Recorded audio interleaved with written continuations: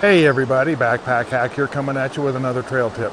And if you find yourself tromping through the backcountry for any amount of time, eventually you're going to find yourself faced with something like this.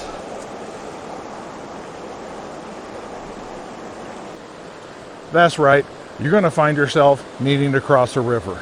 But there's more to it than just simply jumping in and getting your feet wet. So let's head back to base camp and I'll show you what you need to do to prepare to cross a river, as well as my method to actually cross the river. Okay, I'm back here at base camp and I just want to go over a lot of the things that most of the other videos don't even mention, and that is preparation and planning. A lot of river crossing videos just start out at the edge of the river and you go across, and that's it. That's great, but I think there's more to it than that. There is planning and preparation. So before you even begin your trip, you get in your car and you drive to your location where you're going to take your hike, you want to do a little bit of research.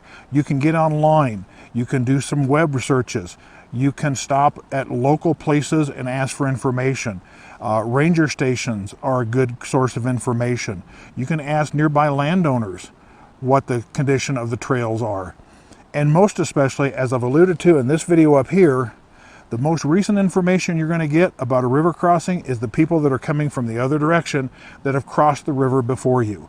Those people can be a great source of information before you even get to that river crossing. Once you actually are on the trail and arrive at your river crossing destination, generally, your established trails are going to lead to the best crossing area. However, this is not a guarantee. Nature has this way of changing river courses, either simply because it's time for it to change, or seasonal changes may cause a river to flow differently depending on the seasons. So the trail doesn't always necessarily bring you to the best crossing point. So you want to look upriver, you want to look downriver, you want to check to make sure that that crossing is the best option for you, and you may find a better option than the end of the trail. So do your research, and especially look downstream, because you definitely don't want whitewater or rapids, or worse yet, a waterfall downstream. So you want to do a little bit of recon when you get to the river crossing. When it comes to the actual clothing that you're going to wear, I'm going to make two recommendations. Now, some people already wear shorts on the trail. That's fine, that's a choice up to you. But if you want to wear long pants, get the type of pants that the legs are removable and can convert into a pair of shorts. This is going to reduce the friction in your lower leg from the water flow, as well as give you the protection that you may need on the trail. Once you get to the other side, you can zip these lower legs back on. Another recommendation I'm going to make is to wear shoes. I know there are some people who are an advocate of going barefoot across a river, and that keeps their shoes dry once they get to the other side. The problem is you don't know what you're stepping on. Even in a clear river like this, you can have hazards in the water that you don't even know about. They could be natural or they could be man-made. In the last few days, here's 3-4 pieces of glass that I've pulled out of the river, plus a little bit of angling equipment. You step on this with your bare foot, that's going to ruin your trip.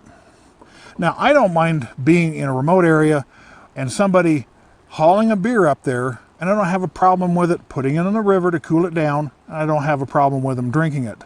What I have a problem with is, instead of taking the empty out with them, they sit on the shoreline and says, "I'll bet you I can hit that rock over there with this bottle." And I'll bet you that's where all this stuff came from. So always wear a pair of shoes. And I'm not an advocate of hard sole shoes because it doesn't give you any flexibility. I prefer a shoe like this. It's more like a slipper, and that way your foot can conform to the bottom of the river and give you a better traction. You obviously want something that's got a kind of a sticky, rubbery sole, but that way your foot can flex and form to anything that can get you a foothold in the river. Another thing to consider is to keep the most important pieces of your gear on your person and not in your pack. And we'll go over the reasons why later on in this video. It doesn't matter whether it's on a lanyard or in a pocket that has a button or a Velcro or a zipper. or even your pants pockets that has Velcro or zipper or a button. You want to be able to have this gear stay with you no matter what. And this is not a complete list, but things like your compass, your map, a way to start fire, whatever method you're comfortable with, a signal mirror, a way to purify water. This is by no means a complete list, but the most important things that you need to survive the trip, you should have on your person. Something else that's very important to consider is if you wear glasses like I do, some form of eyewear retention. Because trust me, when you're out there in the middle of that river and you stumble and fall and you lose your glasses in that water, you're never going to see them again. And that can put a real crimp in your trip if all of a sudden you can't see clearly. So no matter what you do, get some form of eyewear retention.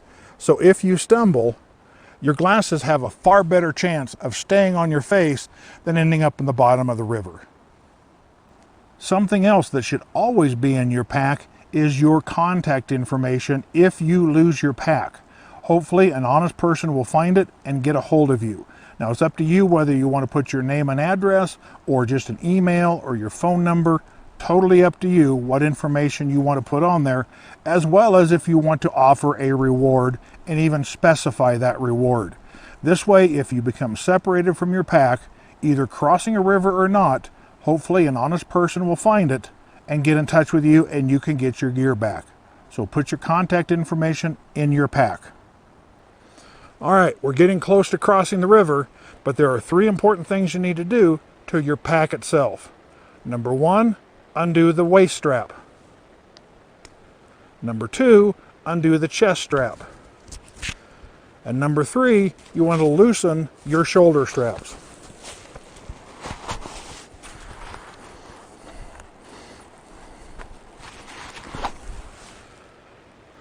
The reason you want to do this is because if you are swept off your feet and you're going downstream, you've got that 40, 50, 60 pound boat anchor attached to your back? That's a huge liability. You want to do this so it's easy to slip out of, so you can self-rescue yourself. This is probably the most important piece of information I'm going to give you in this video, right here. There is nothing in your pack worth dying for. Let me repeat that. There is nothing in your pack worth dying for.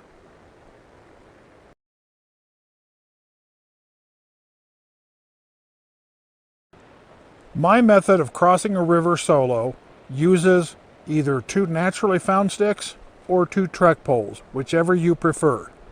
I generally travel with 2 trek poles, but if you want to source 2 walking sticks locally, you're more than free to do that. But I'm going to be doing this demonstration of my method of crossing a river solo with the trek poles. So I'm going to set these aside. The first thing I'm going to do is I'm going to shorten the poles. And the reason I want to do that is I want to be able to lean on them. I want to lean forward as I'm crossing the river. So I'm going to shorten them just about a foot. Now that I've got my pole shortened, I'm going to explain what I call the tripod method. Just as my camera is sitting on a tripod and is not moving, my method uses 3 points of contact with the river bottom. Either 2 poles and 1 foot, or 2 feet and 1 pole. And what I mean by this is as I start getting to the point where I need to employ this method, I will first reach out with a pole. My feet are together. I'm sturdy this way, but I'm going to create a 3rd point. Now I can use my right foot to extend into the water and probe around for a good foothold for my right foot. Once I have found that, I'm going to move my left foot and see if I can put my left foot next to my right. If not, I will find a good foothold for my left foot and move my left pole. Right now I have 3 points of contact. I will then place my left pole in a good solid position, take my right pole, reach out and find another sturdy spot to put my right pole down. Now I can lean against those two poles and take my right foot and probe around for a good foothold. Then do the same thing, shift my weight to my right leg, probe around for a good spot for my left foot.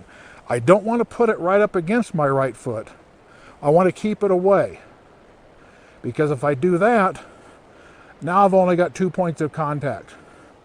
I want to keep my left and my right foot apart. Same thing with the poles. As you're traveling across and you've got a good point here, you don't want to put your other pole right there, because no matter what, you've still only got 2 points of contact, and you can see I'm wobbling. So always what to do is find one good solid point, find another solid point, find another solid point, and find another solid point. This way you always have 3 points of contact with the river bottom. If I was crossing the other direction, you would simply mirror image this process. Find a good point to set your pole, move your left foot, move your right foot, then reset your pole. Move your left pole, your left foot, your right foot, and your right pole. Again, you don't want to put them next to each other or like this, because again, you've only got 2 points of contact. And finally, one other point of advice I want to give you. If you have a very swift stream, the water may actually tend to push you downstream. So you may be situated fairly good and reach out here to what you think is a good position, but the water may push it down here. Don't try to fight it just for a few inches. Same thing as when you're moving your legs. You may want to put your foot here, but it may end up here, and you've got a good grip. Let it push you downstream. Same thing here. If I want to put my foot here and it ends up here, that's perfectly fine. Don't try to fight yourself upstream just to go straight across the river. If it has to, let the water push you downstream as you do this. So now that we've got everything covered, there's one more important piece of information I want to give you. So let's go to that. And finally, before we get our feet wet, there's one more question that should be answered, and this question should have been answered way back at the very beginning when you were planning this trip. Not when you get to the river, but it should have been made weeks or even months ago. And the question is this: if you have to go for a swim to get yourself out of that river and you lose your pack to do it, which side of the river is best to be on? Let's say you're on this side of the river. Let's say this picnic table is the river, and you are on that side of the river, and you are coming to this side, and you get a third of the way across. You stumble, you start getting swept downstream, you ditch your pack to save your life. Which side of the river is the best option for you? That side or this side? Think about that for a second. Consider this. Let's say that you've been on the trail for 5 days. Your plan is to cross this river, set up camp, dry things out if necessary, and tomorrow make a half-day trip to the trailhead and relative safety. And you get a third of the way across.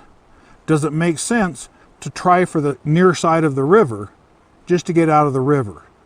You're still on that side of the river, now you're simply without a pack. And to go back 5 days without any gear other than what you have on you could put you in a serious situation. It would be better if you continued across the river and simply kept on going to relative safety. Conversely, if you're on your first day of the trip and you get 2/3 of the way across and you have to go for a swim and lose your pack, you certainly don't want to come to the near side simply to have to turn around and go back to the other side and go back the day's trip to the trailhead that you just started out at. So this is a question that you're going to have to answer before you get to the river. It isn't as simple as the near side. Sometimes going to the far side is a far safer option. So now that we've covered all of our bases, we're ready to go. We're at the side of the river. We've got everything ready to go. Let's go get our feet wet. So now that I've gone out as far as I care to wade, I'm going to start using this 3 to 4 point method. Now some of you are probably wondering, how deep can you go and be comfortable? There is no answer to that. Some people freak out when they get this deep. Others can go clear up to their waist. It also depends on the speed of the water and to a lesser extent the temperature, as well as what is in the riverbed itself. If it's nice and smooth with silt or gravel or sand, you won't have a problem. But this river is full of rocks, sand, gravel, boulders. In fact, there's one right here that's just one large flat boulder that's been smoothed out by the river. So I'm going to start out by using my method. I'm going to move my right pole until I find a good spot for it. Move my right leg until I find a good spot for it. Move my left leg until I find a good grip with that. And now I move my left pole. Now, if you've noticed, I've still got my chest strap on. That's so this camera can aim and hopefully pick up what I'm seeing in front of me. So again, I'm going to move my right pole until I find a good spot. My right foot, my left foot, and now my left pole. Right pole, right foot, left foot, left pole, right foot, and you can see there's some differences in the water depth here because of the riverbed. So I'm going to find a good spot for my right pole, move my right foot, my left foot, and my left pole. Right foot, or right pole, right foot, left foot, and left pole. And I will continue to do this all the way across the river,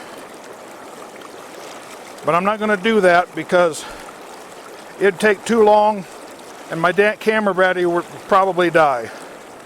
And now I've got a good grip with my right foot. I'm going to move my left foot and my left pole. Right pole, right foot, and I'm just going to follow. I don't know how well it shows up on the GoPro.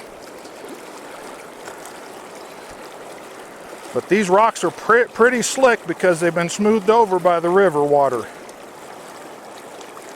And just keep doing this.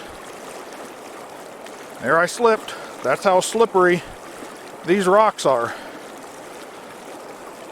I'm going to back up, find another way. Right foot, left pole. And that's all there is. So this is Backpack Hat coming at you with this trail tip. Be sure to like, subscribe, share, and comment on my videos. Be safe out there, and I'll see you out on the trail.